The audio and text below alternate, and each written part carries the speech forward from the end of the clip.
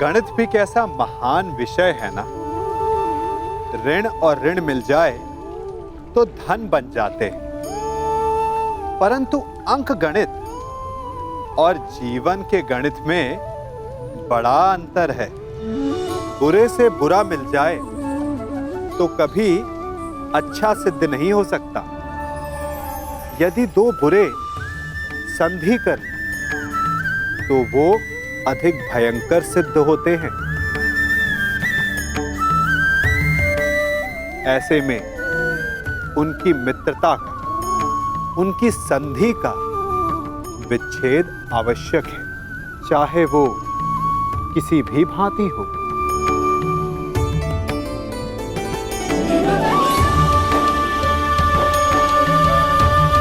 यदि खूंटा धरती में फंस जाए तो सदा खूंटे पर प्रहार नहीं करते, कभी कभी धरती को भी खोदना पड़ता है। इसीलिए श्रेष्ठ यही है कि संधि करने से पूर्व विचार कर लिया जाए। यदि परिणाम भयंकर दिखे तो उससे उसका विच्छेद कर दिया जाए।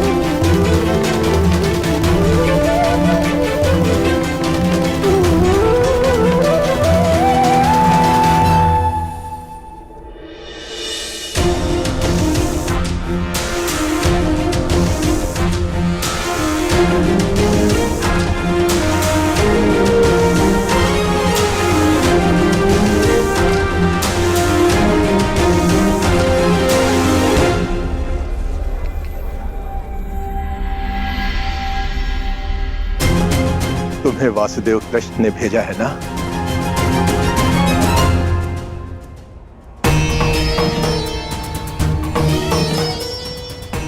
नहीं भद्र, यदि मैं मुक्त हो गया हूं तो अवश्य ही तुम्हें कृष्ण ने भेजा है, और जो तुम्हें कृष्ण ने नहीं भेजा अर्थात मैं मुक्त नहीं हुआ।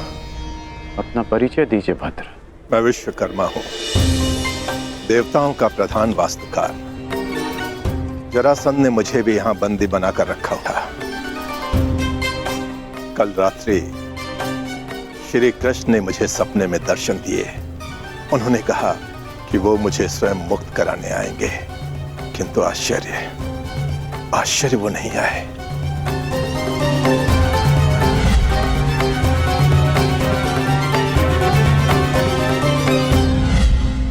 वो आ चुके हैं।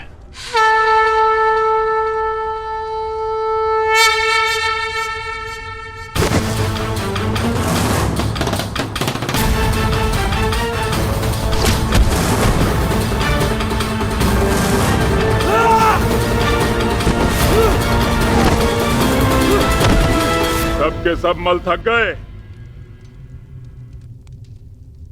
यहां कोई भी नहीं जो जरासंध से मल युद्ध कर सके।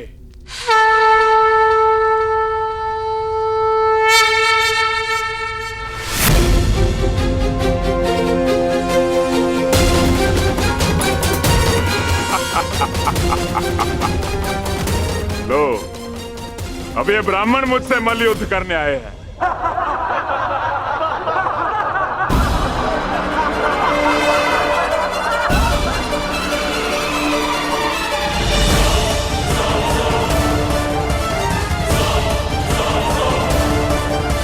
हम तो पूजा स्थल के लिए निकले थे मगध नरेश, परंतु भूलवश हम यहाँ आ गए। अच्छा हुआ भूलवश इस घेरे में नहीं चले आए, अन्यथा मुझसे मल्ल युद्ध करना होता।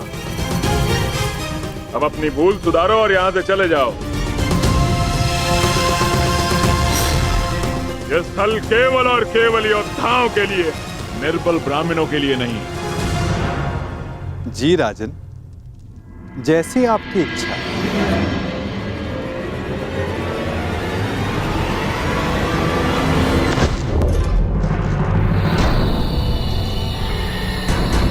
ये युद्धकांक्षी है।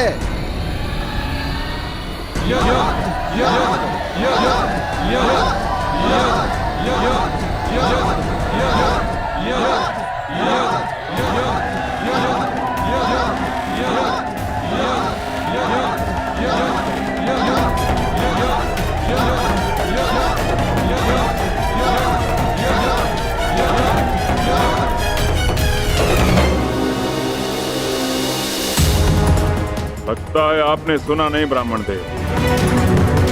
अब कृपया इस घेरे से बाहर चले जाइए, अन्यथा मुझे एक ब्राह्मण हत्या का पाप लगेगा।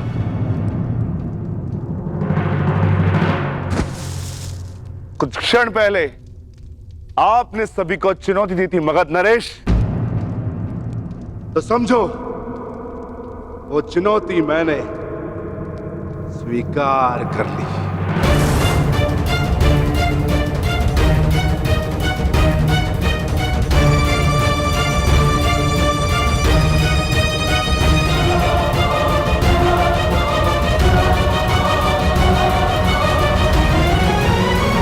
अद्भुत आत्मविश्वास है आप में ब्राह्मण देव, किंतु आज आपके साथ साथ आपका यह आत्मविश्वास भी टूट जाएगा। वैसे मल्लयुद्ध के नियम तो जानते हो ना ब्राह्मण देव? हाँ, जब तक एक योद्धा पराजय स्वीकार ना कर ले, युद्ध होता रहेगा।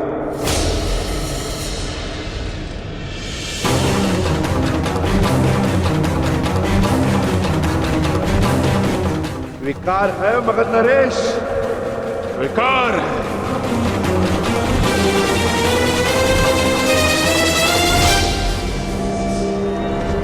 नहीं जनार्दन,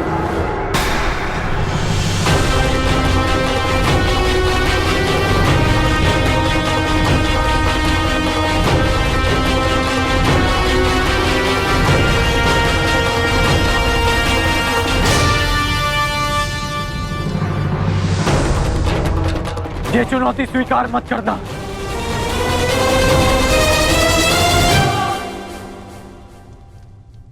क्योंकि ये ब्राह्मण नहीं है।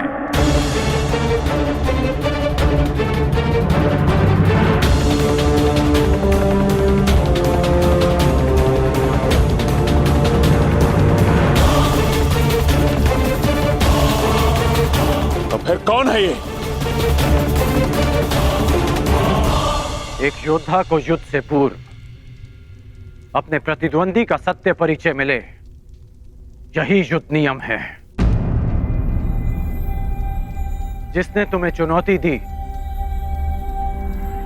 वो वृकोदर भीम है।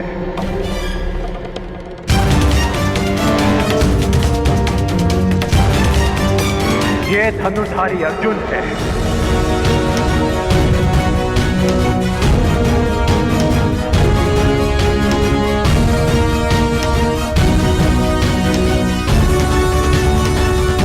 और भीम के पीछे जो खड़े हैं वो वासुदेव कृष्ण है।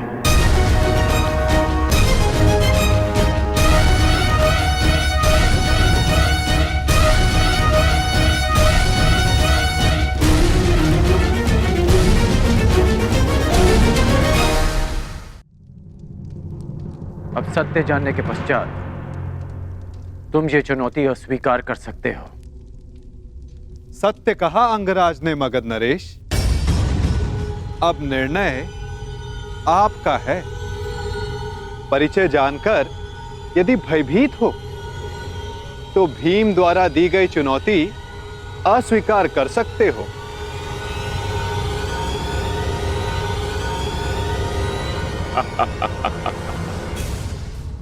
मैं तुम्हारी भांति रणछोड़ नहीं हूं वासुदेव। युद्ध की चुनौती मैं किसी भी परिस्थिति में किसी भी वेश में कभी टाल नहीं सकता।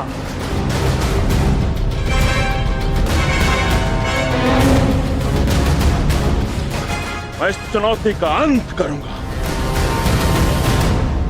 और सबसे पहले मैं इस विकोदर का उदर फाड़ूंगा और उसके पश्चात मैं तुम्हारा नाश करूंगा। बस में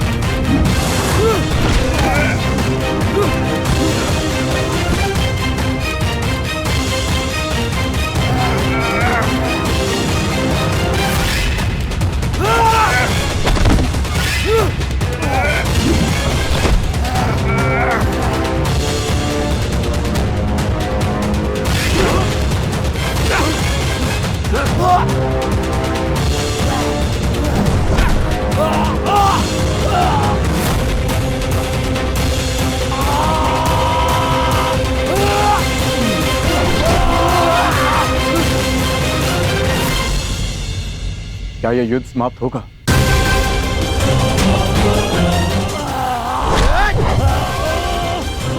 जिसका प्रारंभ हुआ है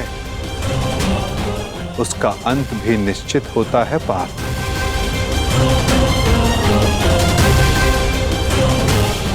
तुम्हारी प्रतीक्षा शीघ्र पूर्ण होगी।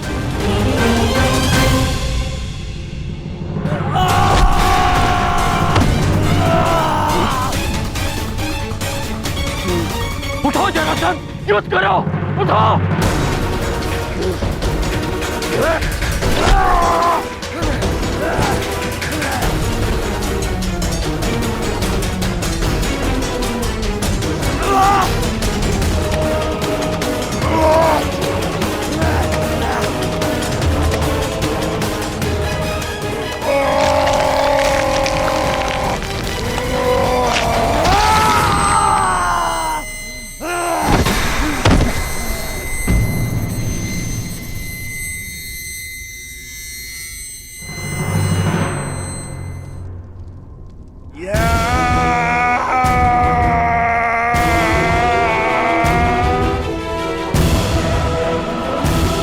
जरासंध का अंत हुआ।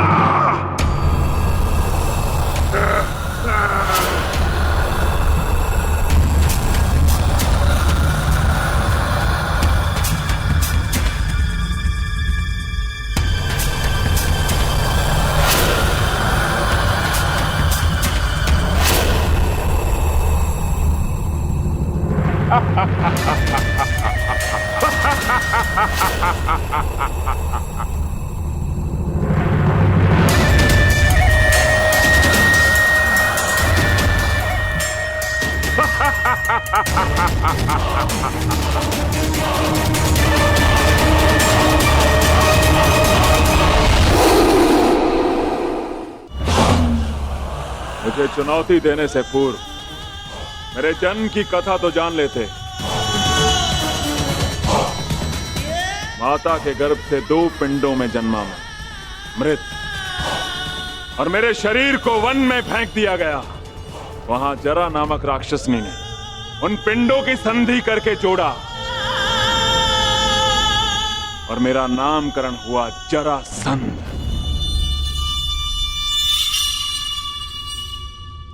ये संधि नहीं टूट सकती भीम।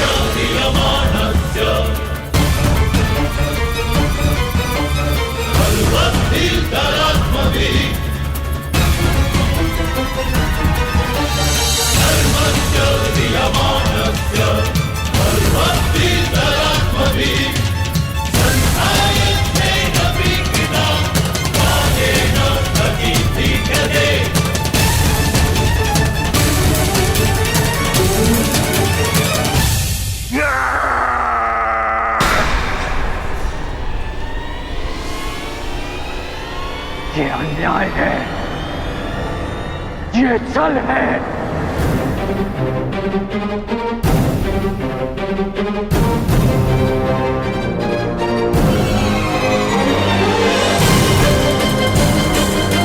ईर्ष्या, जलन, द्वेष, ये हमारे सबसे बड़े शत्रु हैं। क्यों? क्योंकि हमारे सबसे बड़े शत्रु वो होते हैं जो हमें सबसे अधिक हानि पहुंचाए, और हमारी सबसे बड़ी हानि होती है समय की हानि।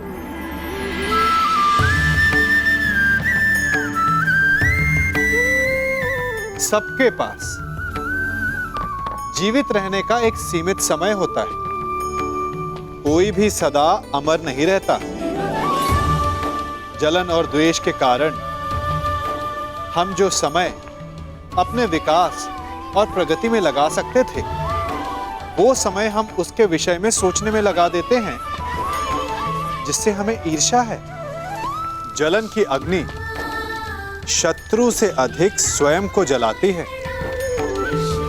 तो अपने जीवन को धुआं बना देना क्या उचित है?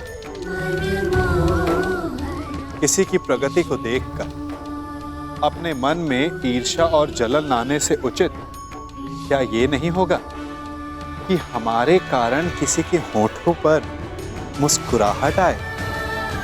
एक बार अपने मन से जलन को निकाल के तो देखिए, अपने आप को बहुत ऊंचा पाएंगे और समझ में आएगा कि इस ईर्ष्या के कारण हमने क्या क्या खो दिया है।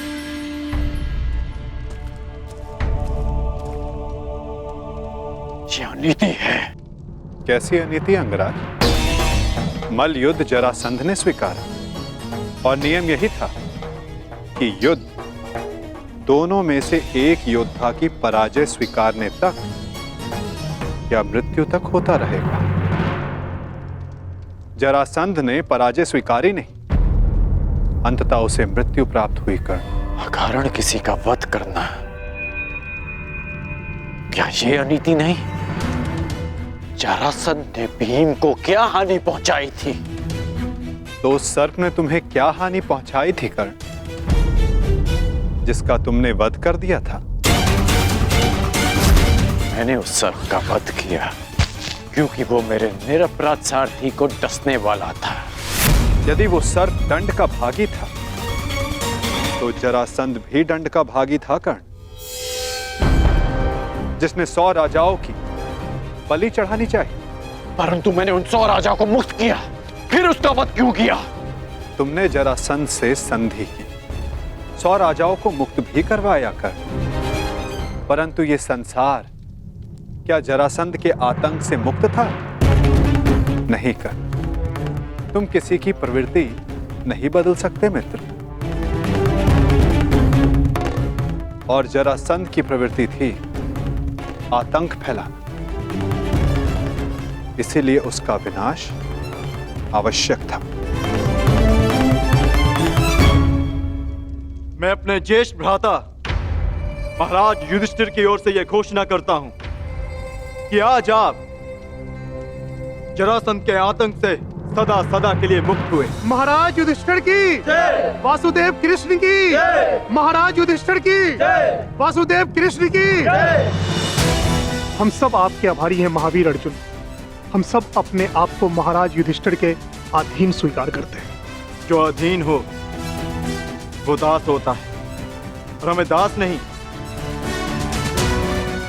आपकी मित्रता चाहिए। महाराज युधिष्ठिर की जय, महाराज युधिष्ठिर की जय। इन लोगों ने अपना चयन कर लिया है अंगराज, और मुझे उस पल की प्रतीक्षा है जब तुम उचित चयन करोगे कर।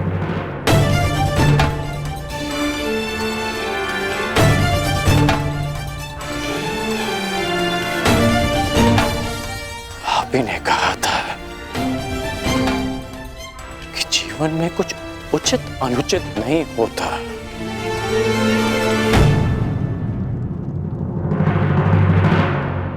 अब समझ में आया कि ऐसा क्यों कहा था।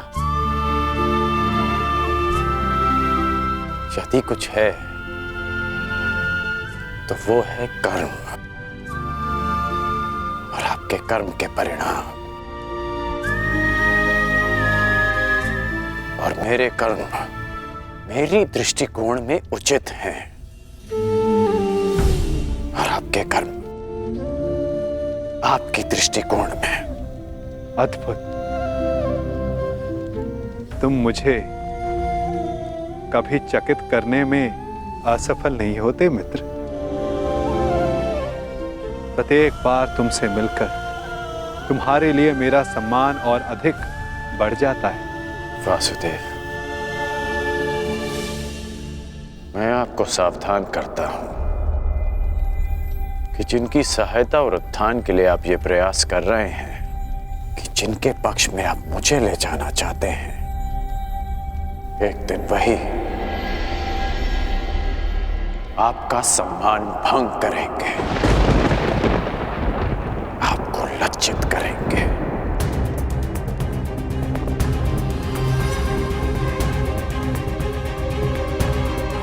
प्रणिपात। प्रणिपात अंगराज।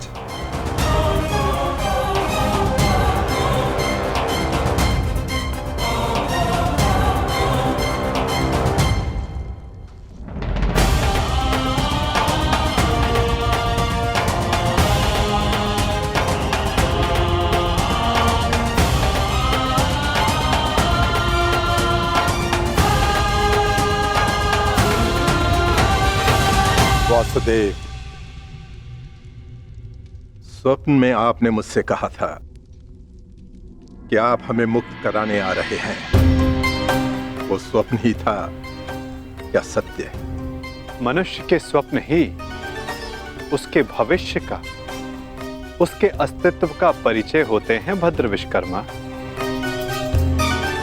यदि मनुष्य स्वप्न देखेगा नहीं तो उन्हें पूर्ण करने की चेष्टा कैसे करेगा? स्वप्न हमें चेष्टा की प्रेरणा देते हैं। अवश्य आपका स्वप्न एक सत्य था भद्र। जरासंध के अत्याचारों से हमें मुक्त कराकर आपने हमारे प्राणों की रक्षा की है। आपके उपकार को मैं कैसे चुकाऊंगा? एक भूमि को श्राप मुक्त करके।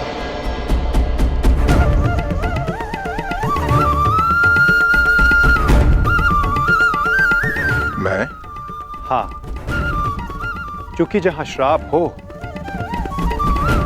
वहां पाप को जड़े बैठाने का अवसर मिलता है, और पाप का तारण एक पुण्य आत्मा ही कर सकती है भद्र। यदि आप ये उपकार चुकाना चाहते हैं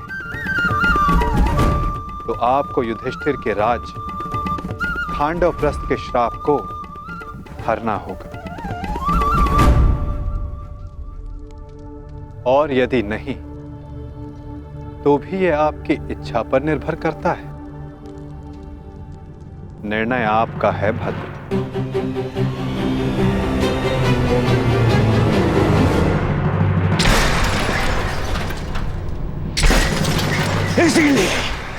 इसीलिए मुझे वो कृष्ण पूरी आंख नहीं सुहाता। हर बार कुछ ऐसा करता है कि मेरा स्वप्न चूर चूर हो जाए। हर बार मामाश्री। स्वप्न की बात कर रहे हो मेरे होने वाले सम्राट? स्वप्न की? मुझे तो पूरा भविष्य दिखाई दे रहा है। जरासंध का भय समाप्त होते ही अब पांडवों की शक्ति बढ़नी प्रारंभ हो जाएगी, और आप अंगराज कर्ण हमेशा कहते हो अवसर नहीं मिलता, अवसर नहीं मिलता, और अब अवसर मिल गया तो क्या कर लिया तुमने? जरासंध जैसा महान बलशाली योद्धा मित्र खोया सो खोया, और वो 100 राजा वो भी पांडवों के पक्ष में चले गए।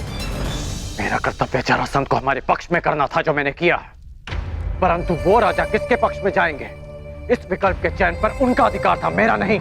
विकल्प? अंगराज, कदाचित आपको ज्ञात नहीं होगा, शासक कभी भी प्रजा के सामने विकल्प नहीं रखता ना। वो केवल प्रजा को अनुभव करवाता है कि उनके पास चुनने का विकल्प है, परंतु वास्तविकता में वो केवल वही चुनवाता है जो वो चाहता है। जैसे जैसे अर्जुन ने किया, उन 100 राजाओं के समक्ष केवल एक ही विकल्प रखा, युधिष्ठिर से मित्रता। और आप उन्हें स्वतंत्रता की भेंट चढ़ाकर चले आए। परंतु अंगराज, इसमें तुम्हारा क्या दोष? ना, तुम्हारा कोई दोष नहीं है इसमें। क्योंकि शासन कला और राजनीति कुल से आती है, कुल से। और तुम जिस कुल में जन्मे हो वो शासक नहीं, शासित है, शासित। और तुम्हारे रक्त में नेतृत्व करना नहीं, अनुसरण करना और आज्ञा का पालन करना है। समझ गए अंगराज?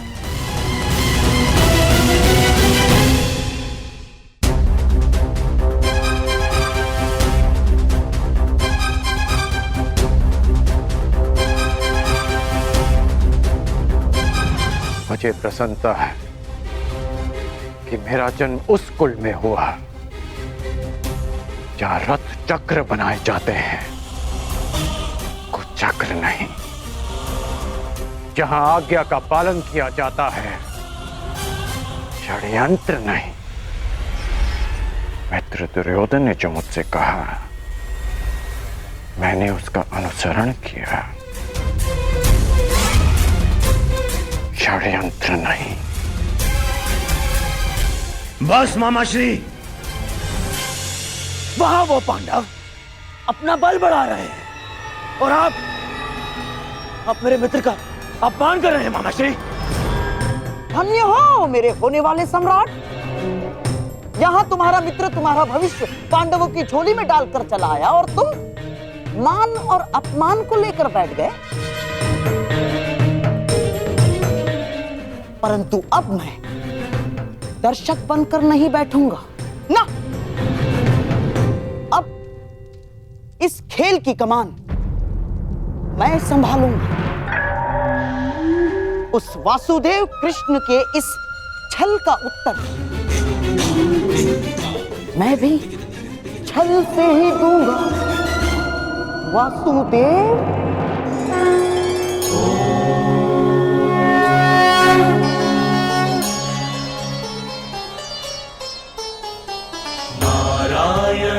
नमस्कृत्य नरं चैव नरोत्तमं देवीं सरस्वतीं व्यासं ततो जयमुदीरये।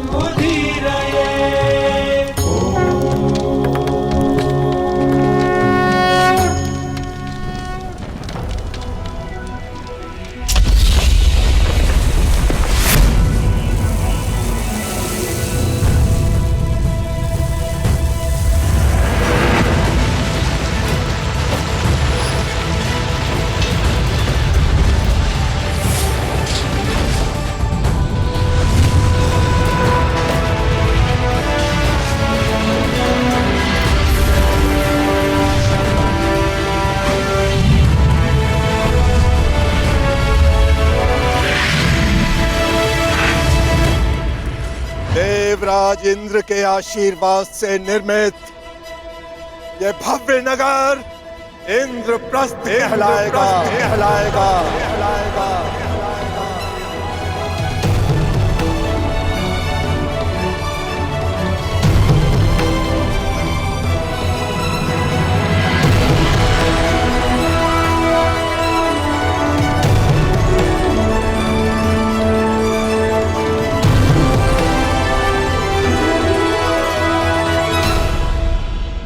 मैं ये इंद्रप्रस्थ धर्मराज युधिष्ठिर को भेंट करता हूं। मैं आपका आभारी हूं भद्र विश्वकर्मा। मैंने तो केवल अपने मुक्त होने का ऋण चुकाया है। धन्यवाद के पात्र तो वासुदेव कृष्ण है। मेरा आभार स्वीकार कीजिए वासुदेव। मैं युधिष्ठिर से धन्यवाद नहीं स्वीकार करूंगा।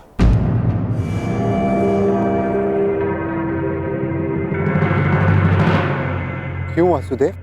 क्योंकि मुझे सम्राट युधिष्ठिर से धन्यवाद लेना है। समय आ गया है कि आप राजसूय यज्ञ संपन्न करके सम्राट की पदवी पाएं। धर्मराज, यज्ञ का संकल्प लो। आर्यव्रत के समस्त राजाओं को निमंत्रण दो। मैं चाहता हूं कि संपूर्ण आर्यव्रत आपका प्रभुत्व स्वीकार करे।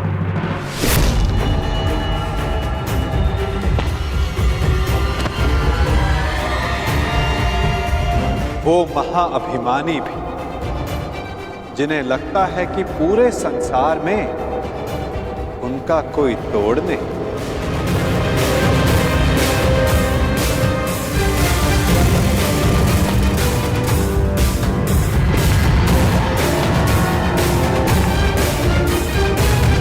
वो जो वरदान के दंभ में सबको श्रापित समझते हैं।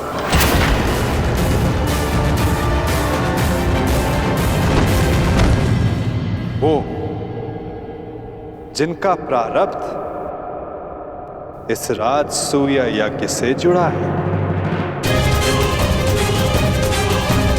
आइए आइए छेदी नरेश, स्वागत है आपका।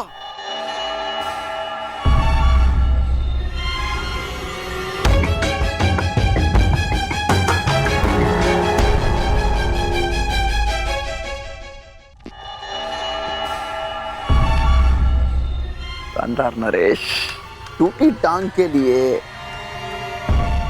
चिकित्सक से परामर्श ली या अब भी पतंग की तरह ठिला के चलते हैं?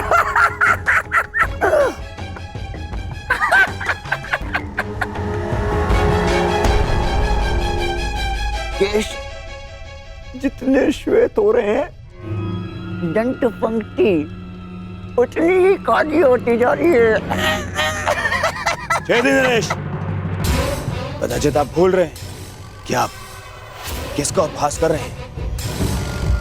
क्षमा करना महाबली सर्वशक्तिशाली दुर्योधन, हमें अभी भी स्मरण हुआ। अभी उपहास तो आपका करना चाहिए। क्या? सर्वप्रथम पांचाल नरेश ने आपका उपहास किया। पांचाली के स्वयंवर में उपहास हुआ आपका, और जब आप महाबली सर्वशक्तिशाली सम्राट दुर्योधन बनने वाले थे, उस समय युधिष्ठिर ने मुकुट छीन लिया।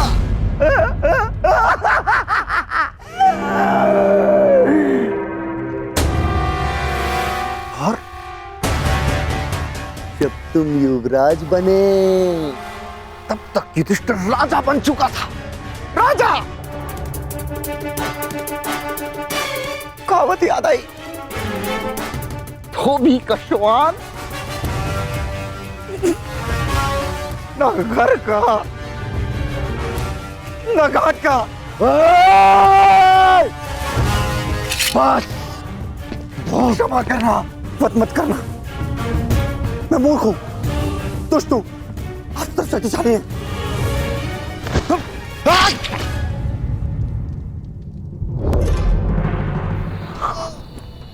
क्षमा करना।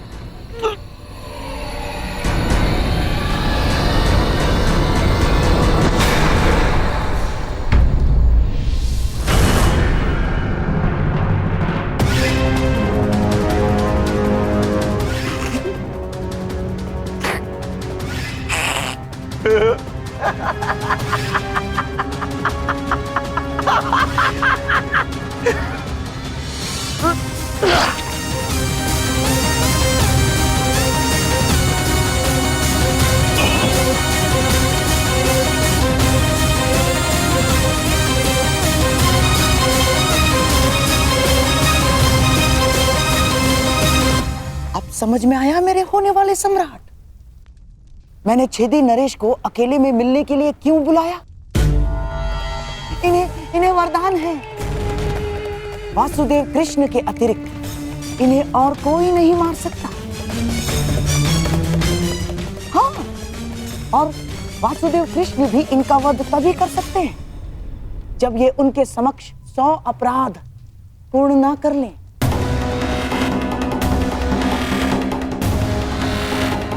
उस वासुदेव कृष्ण के हर छल का उत्तर है ये छेदी नरेश शिशुपाल।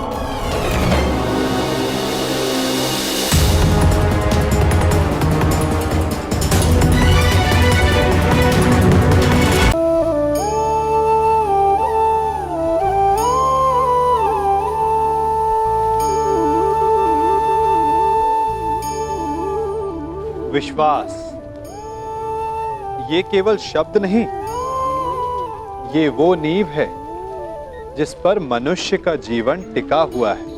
किंतु आज या तो हम किसी पर अविश्वास करते हैं या फिर किसी पर अंधविश्वास। दोनों ही परिस्थितियां घातक होती हैं, क्योंकि जहां अविश्वास हमारे मन में भय और असुरक्षा को जन्म देता है, वहीं अंधविश्वास आक्रोश को। तो प्रश्न ये उठता है कि विश्वास की परिभाषा क्या है? विश्वास की परिभाषा जाननी है तो अपने मन से पूछिए। पहले स्वयं पर विश्वास कीजिए कि आप इस संसार के सबसे महत्वपूर्ण व्यक्ति हैं, और ये विश्वास आपको अपनी शक्ति का ज्ञान करवाएगा और शक्ति अपने उत्तरदायित्व का, और फिर अपने आप लक्ष्य मिल जाएगा, मार्ग मिल जाएगा।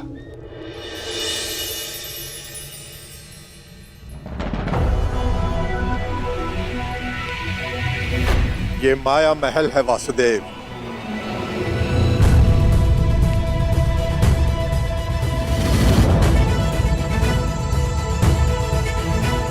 अद्भुत भद्र विश्वकर्मा, बहुत ही सुंदर भवन है।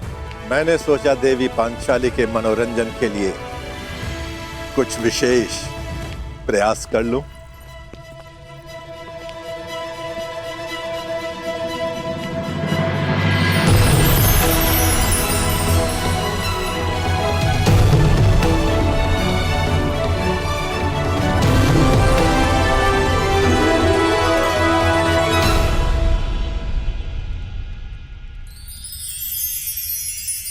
यहां जो जैसा दिखाई दे रहा है वो वैसा कदापि नहीं है।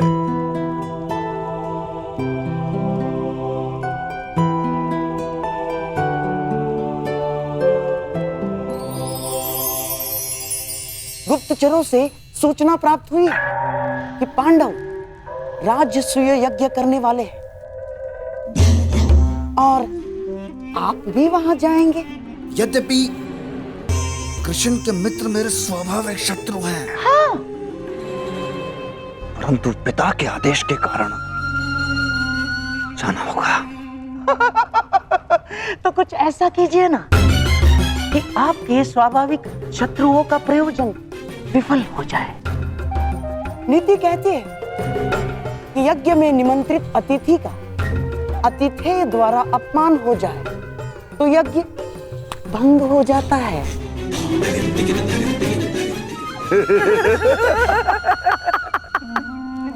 शिशुपाल, ये तो अत्यंत सरल कार्य है। गांधार नरेश, आपने तो वो कार्य बता दिया जिसमें मुझे सर्वाधिक आनंद की अनुभूति होती है। अपमान।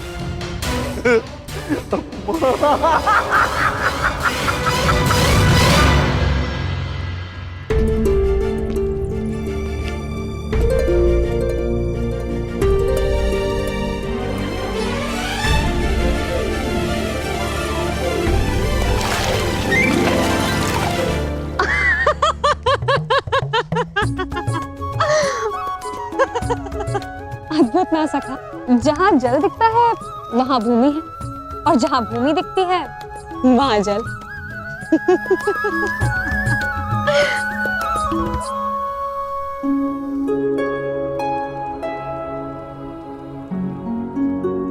सखा, आप मेरे हाथ पर क्रोधित तो नहीं है ना? सखा हूं, क्रोधित कैसे हो सकता हूं?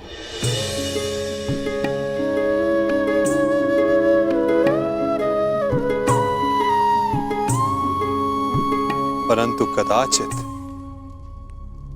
कोई और क्रोधित ना हो जाए। प्रणिपात माता, निमंत्रण भेजे जाने के लिए प्रस्तुत है।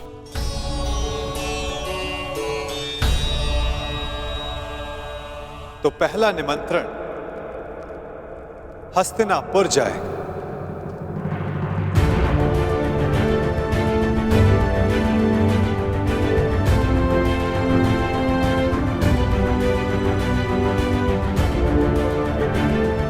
क्या हुआ पार्थ?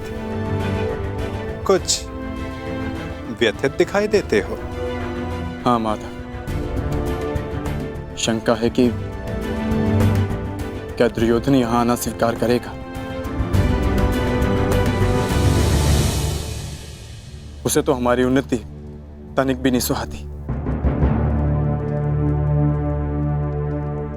और यदि वो यहां नहीं आया तो माता कुंती यहां अकेली कैसे आएंगी? प्रयास करना हमारा कर्म है पार्थ, और ये कर्म बिना परिणाम सोचे करना होगा। कदाचित फल हमारे हित में हो। मैं हस्तिनापुर निमंत्रण स्वयं लेकर जाऊंगा, क्योंकि केवल माता कुंती को नहीं, तुम्हारे कुछ और संबंधियों को भी यहां लेकर आना है।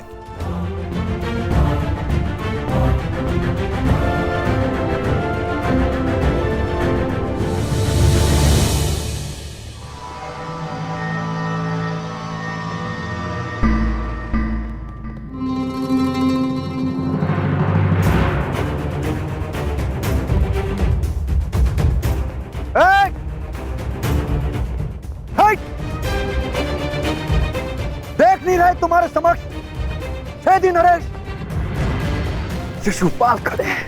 तो छेदी नरेश, तुम भी जान लो कि तुम अंगराज कर्ण के सामने खड़े हो।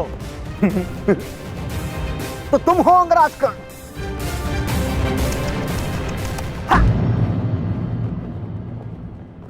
दान में बंजर भूमि क्या मिल गई?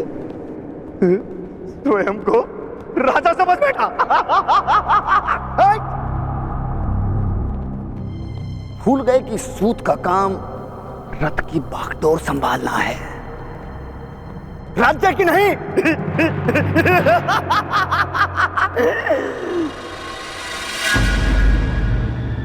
लगता है घर पर वचन देकर आए हो कि जीवित नहीं लौटोगे।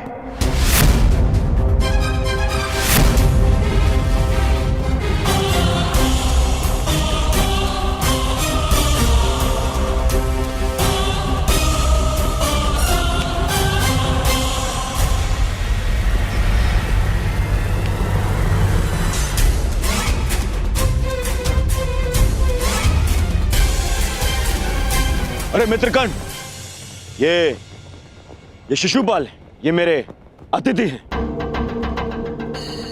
और मेरे मित्र भी, और इस नाते से आप दोनों भी मित्र ही हुए।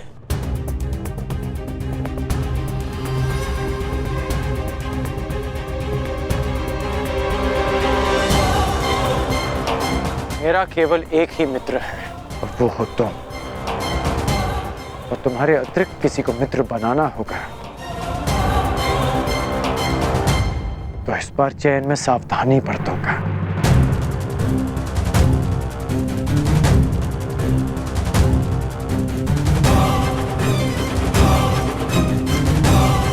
अपने अतिथि को अतिथि की मर्यादा में रहने की चेतावनी अवश्य दे देना मित्र।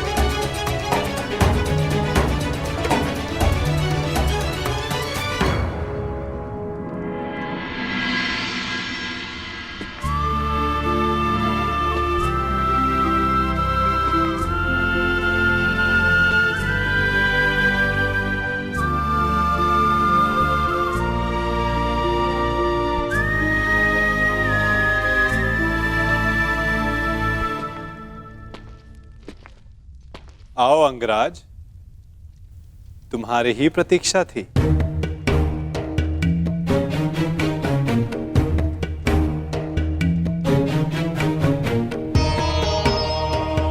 क्षमा कीजिए वासुदेव,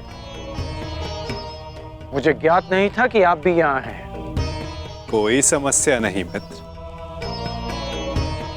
बहुत कुछ है जो अब तक सबको ज्ञात नहीं, परंतु अब सबको ज्ञात होगा।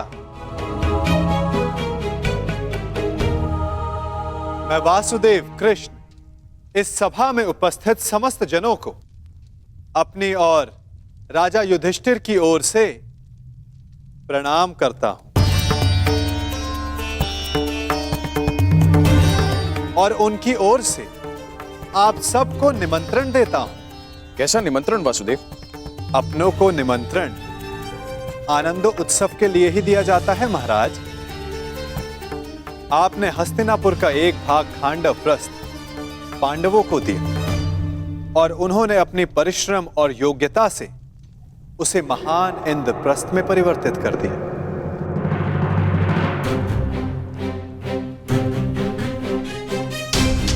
और अब इंद्रप्रस्थ एक प्रसन्न और स्वतंत्र देश है और युधिष्ठिर भी उस पर न्याय और धर्म पूर्वक शासन चला रहे हैं।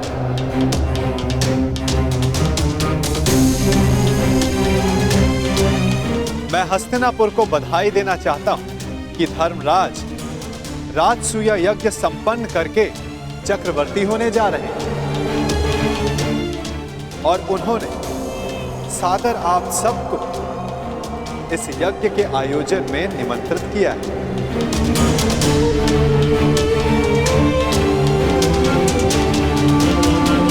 आपके प्रति उनके आदर का अनुमान इस बात से लगाया जा सकता है कि उन्होंने किसी दूत के स्थान पर स्वयं मुझसे आग्रह किया कि मैं आप सबको ये निमंत्रण दूं।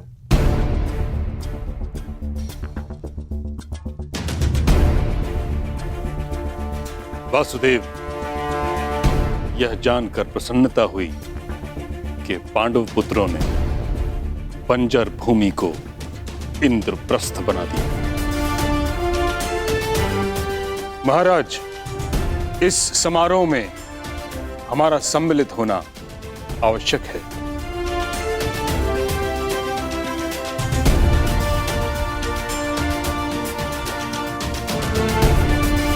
कुरुवंश की संतान चक्रवर्ती सम्राट बने, यह हमारे लिए गर्व की बात है।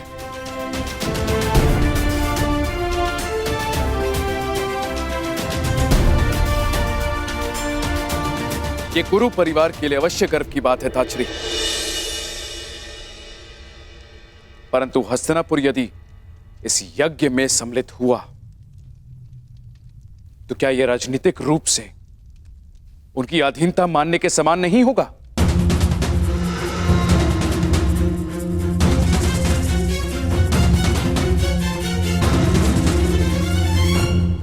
मुझे आश्चर्य है महाराज, आपके मन में ये विचार आया कैसे? पांडव भी आपके अपने पुत्रों के समान हैं। फिर हस्तिनापुर और इंद्रप्रस्थ एक दूसरे से भिन्न कैसे हुए? पांडव सदा आपका परिवार रहेंगे और आप सदा उनके ज्येष्ठ पिताश्री,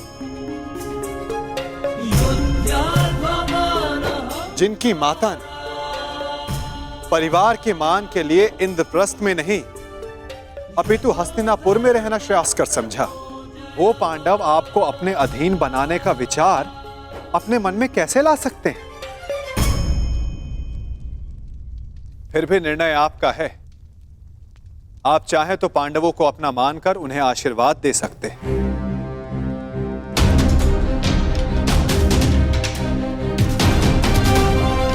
या फिर वहां अनुपस्थित होकर यह दर्शा सकते हैं कि हस्तिनापुर पांडवों के वैभव से ईर्ष्या रखने लगा है। तुम्हारा क्या मत है विदुर?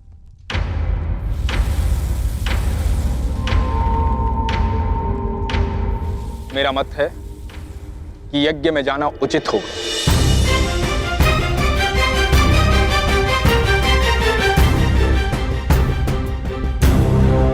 पांडव हमारे शत्रु नहीं हैं, और यदि हस्तिनापुर इस यज्ञ में सम्मिलित नहीं होता है तो चारों तरफ यह संदेश जाएगा कि हस्तिनापुर से पांडवों की उन्नति देखी नहीं गई। और यदि किसी कारणवश राजा किसी आयोजन में सम्मिलित होना अपने पद की गरिमा के अनुकूल नहीं समझते तो युवराज को भेज सकते हैं।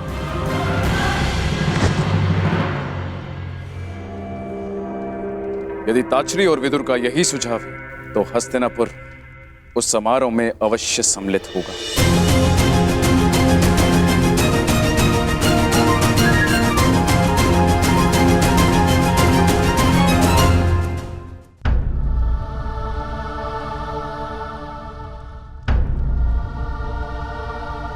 क्या हुआ अंगराज? प्रतीत होता है कि आपको इसमें कोई आपत्ति है। निमंत्रण आपके लिए भी है। नहीं वासुदेव, मैं उस यज्ञ में भाग लेना उचित नहीं समझता।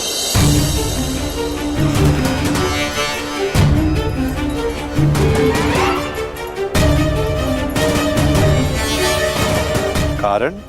एक नहीं, 3 कारण हैं। पहला, मैं युधिष्ठिर को सम्राट पद के योग्य ही नहीं समझता।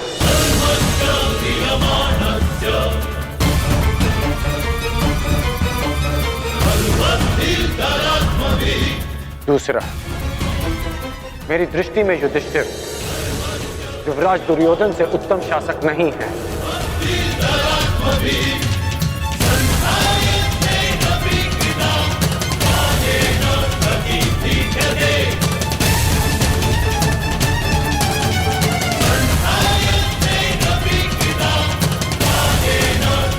दुर्योधन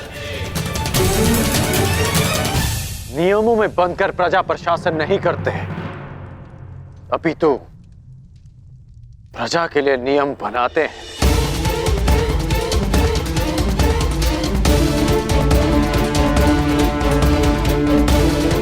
और मुझे पूर्ण विश्वास है कि मेरे मित्र के राज्य में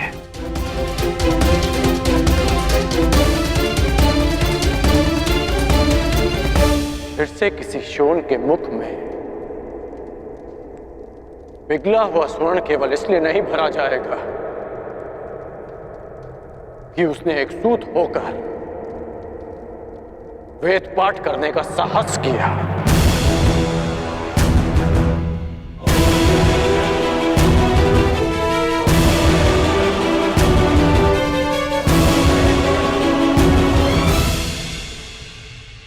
और तीसरा और सबसे बड़ा कारण,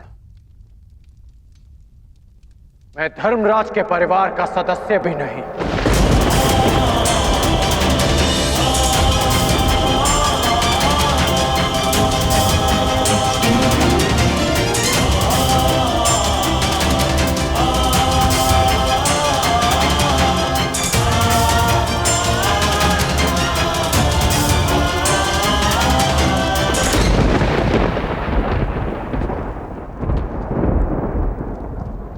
जिसे मैं सम्राट पद के योग्य नहीं समझता, मैं उसे उस पद की बधाई देने नहीं जा सकता।